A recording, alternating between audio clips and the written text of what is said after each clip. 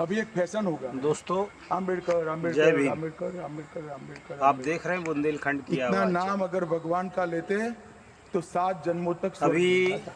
आज जो हम चर्चा करने जा रहे हैं उस पर हमने विषय बनाया है कि जिन लोगों को बाबा साहब और उनकी विचारधारा पसंद नहीं है वो देश छोड़कर चले जाएं। अभी शीतकालीन सत्र चल रहा है संसद में। 2 दिन पहले इस देश के गृह मंत्री अमित शाह जी ने राज्यसभा में भाषण करते हुए ये बयान दिया और कहा कि डॉक्टर अंबेडकर का नाम एक फैशन हो गया है। अंबेडकर अंबेडकर अंबेडकर अंबेडकर लोग कहते हैं। मैं ये बता देना चाहता हूँ कि अमित शाह जी, आपने बाबा साहब अंबेडकर को जिस लहजे में बात कही है, इस बात से ये खूब समझ में आ रहा है कि आपने उनका अपमान किया है, क्योंकि आपका लहजा बता रहा है, आपकी बात करने का की शैली बता रही है कि आपने बाबा साहब अम्बेडकर का अपमान किया है।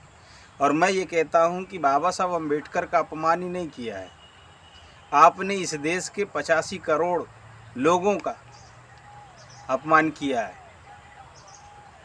इस देश में साहू फूले जो विचारधारा है उसका अपमान किया है।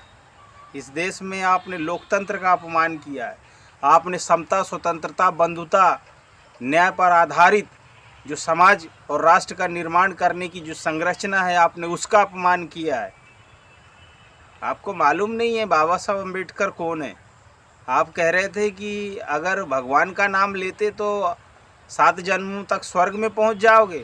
अरे अमित शाह जी, आप जिस व्यवस्था को मानते हो और जिस व्यवस्था का पोषण कर रहे हो और जिन लोगों के हाथों में खेल रहे हो, उन लोगों ने इस देश के लोगों को जीते जी नरक में पहुंचाने का काम किया। उस नरक से निकालने का काम बाबा साहब अम्बेडकर ने किया। बाबा साहब अम्बेडकर करोड़ों करोड़ों दिलों की धड़कन है। आप क्या बात कर रहे हो?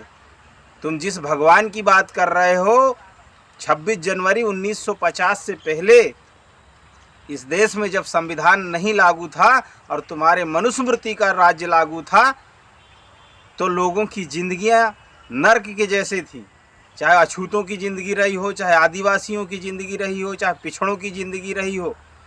और जो लोग इस देश में माइनॉरिटी में हैं, वो भी इन SC ST OBC से कन्वर्टेड होकर के माइनॉरिटी बने हैं। तुम जिन भाग्य और भगवान की बात कर रहे हो, जीते जी नर्क में भेजने का काम किया, उस नर्क से उठाने का काम बाबा साहब अम्बेडकर ने किया और लोगों को जीते जी स्वर्ग दिया। आज भारत में लोकतंत्र लागू है तो ये बाबा साहब अम्बेडकर की देन है। SC के लोग, ST के लोग, OBC के लोग अगर आज सार्वजनिक स्थलों पर जा रहे हैं, पढ़ रहे हैं, उनको वाणी स्वतंत्रता का अधिकार है, वो बाबा साहब अम्बेडकर की बदौलत है। और मैं बता दूं अमित शाह जी, ये जो बात आपने कही है, ये आपसे कहलवाई गई है। इसके पीछे का मकसद मैं लोगों को बता देना चाहता हूँ।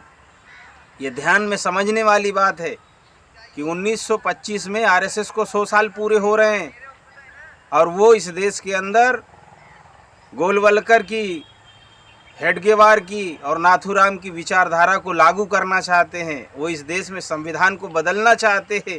इसके लिए संविधान सभा में, राज्यसभा में उन्होंने टेस्ट करने का काम करवाया अमित शाह के माध्यम से।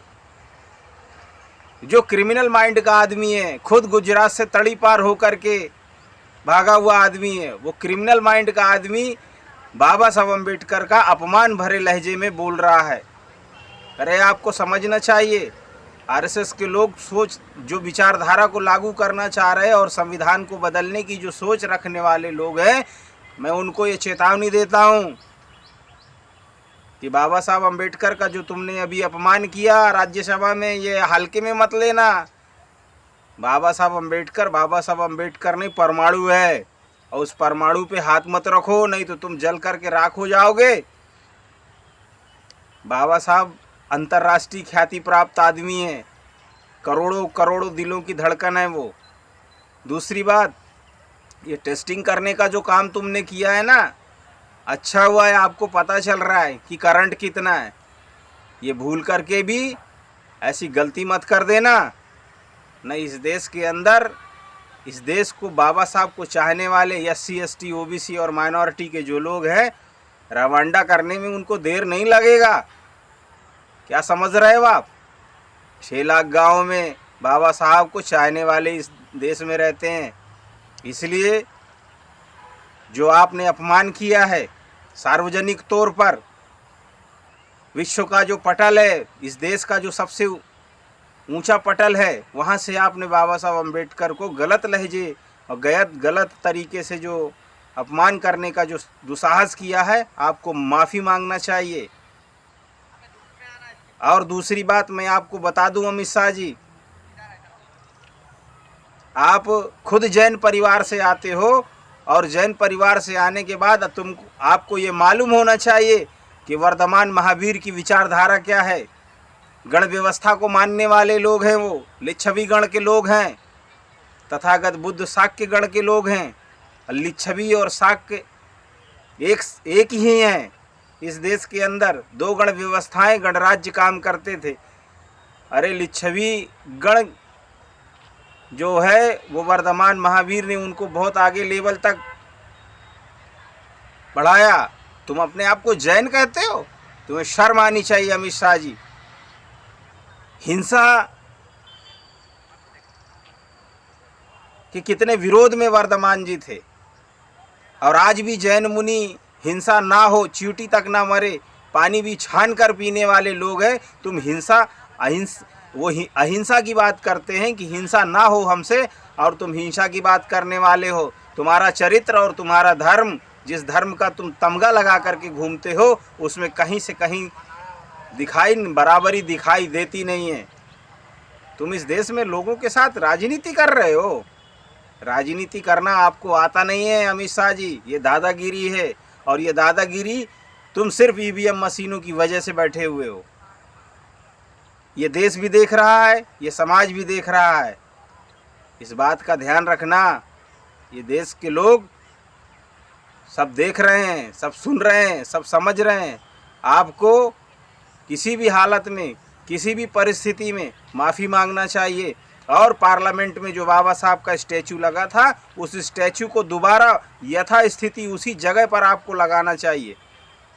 और वहाँ जा कर के लगवाने के बाद हाथ जोड़कर इस देश की जनता से माफ़ी मांगे।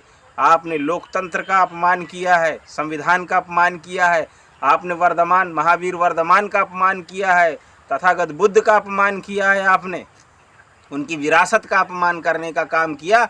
और आपके अंदर जिस भट्टी से तुमको लाया गया है RSS की, वहाँ तो नफ़रत की खेती करने वाले सौदागर लोग हैं। तुम्हें तो नफ़रत जो सिखाई गई है, वही नफ़रत तुमने उगल दी, उल्टी कर दिया। अरे तुम अपने आकाओं की उल्टी चाट कर आए हो और यहाँ उल्टी कर रहे हो पार्लियामेंट में। एक चीज़ ध्यान रखना, बाबा साहब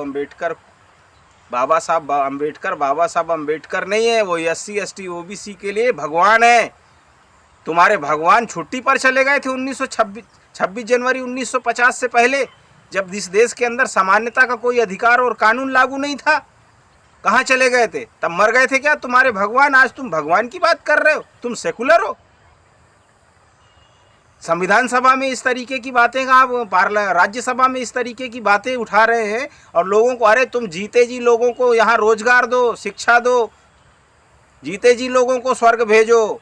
और तुम्हें अगर ज़्यादा ही स्वर्ग का लालच है तो तुम गृह मंत्री के पद से इस्तीफा दे दो और सीधे के सीधे स्वर्ग चले जाओ, हमारा कोई आपत्ति नहीं है।